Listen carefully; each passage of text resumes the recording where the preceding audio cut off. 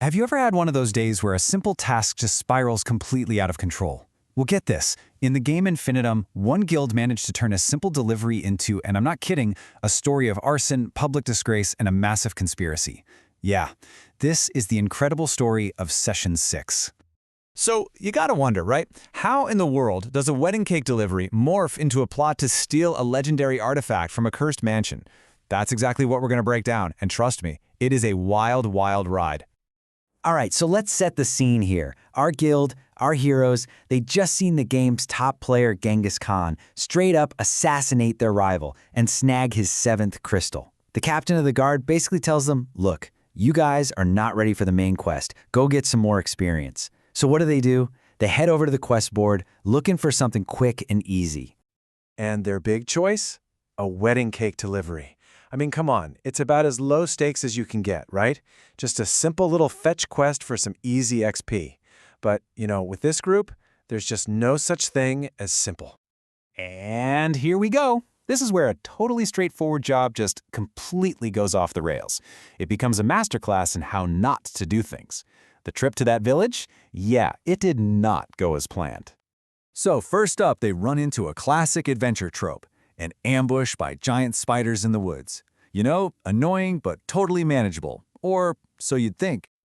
Okay, so the party's ranger, Druindar, he's smart. He points out that the spiders are weak to fire. Great, so the wizard, Captain Dash 2, starts chucking firebolts. The only problem, her aim was, let's just say it was less than perfect. And this is the moment. A mist spell hits some dry brush and poof! In an instant, the fight's over. Why? Because the entire forest is now a raging inferno. So, what do? They ditch the spiders, book it to the village, and heroically warn everyone about the fire, conveniently forgetting to mention they're the ones who started it. Whoops. So, the quest is technically over, but the chaos? Oh, it is far from done.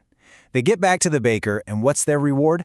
A giant 7-layer wedding cake. And this is where things get truly disgusting.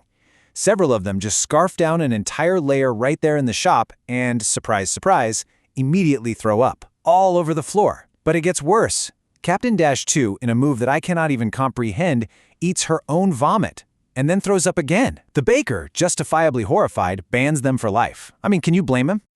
And yeah, that had consequences. This chart really shows you the social fallout. All that goodwill they'd built up with the Kingdom of Fantasia, it just plummeted. The people there were absolutely disgusted by them. These so-called heroes had become a total public nuisance. So, just as the party is trying to recover from their cake's catastrophe and deal with their terrible new reputation, an unexpected guest shows up. And it's none other than their old, obnoxious rival, Chris Meister. Now, you remember this guy, right? The first time they met him, he was just this annoying, low-level player getting totally wrecked by the city guards.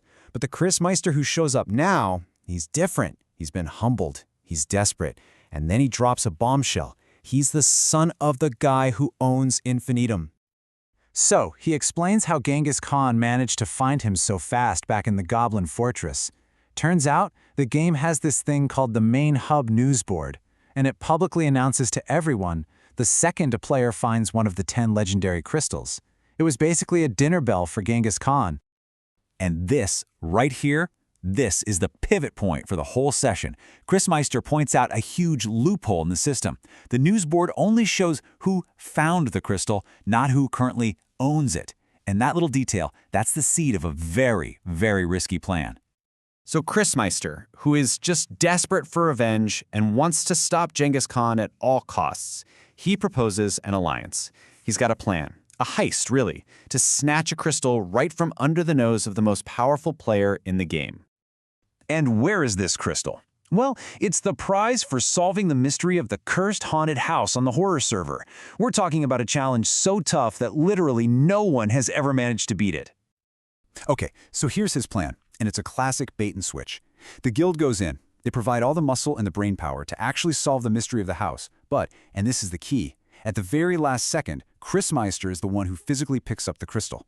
That puts his name up on the news board, painting a giant target on his back. He then instantly hands the crystal over to the guild. They split up. The guild escapes with the prize, while he runs in the other direction, acting as a decoy to lead Genghis Khan on a wild goose chase. Pretty clever, right? And you might be asking, why would he volunteer to be the bait? Simple. He has literally nothing to lose. After Genghis Khan killed him, he was reset all the way back to level 1. So if he dies again, who cares? He just stays level 1. For him, it's a zero-risk move, and it's the perfect way to get his revenge. Look, as much as they hate and distrust this guy, the guild has to admit it's a brilliant plan. So they agree. And just like that, the whole embarrassing cake vomit disaster is in the rearview mirror. All that matters now is getting ready for their trip into the horror server. And the whole team just kicks into prep mode. It's intense. Valhalla, the paladin, he's upgrading his flail. The ranged fighters, Drundar, Arya, and Zato, they're all stocking up on ammunition. Captain Dash, too, is busy preparing a whole new set of spells. The barbarians, Antonella and Barkin, are sharpening their weapons, and, because they know exactly where they're going, every single one of them buys a flask of holy water. So think about this session. They went from delivering a cake to planning a full-on supernatural heist. They have a plan, they've got the supplies, and they've got this super sketchy ally. But as they get ready to log off and face what is easily their biggest challenge yet, you have to wonder, when they step into those cursed halls of the haunted house, will any of it actually be enough?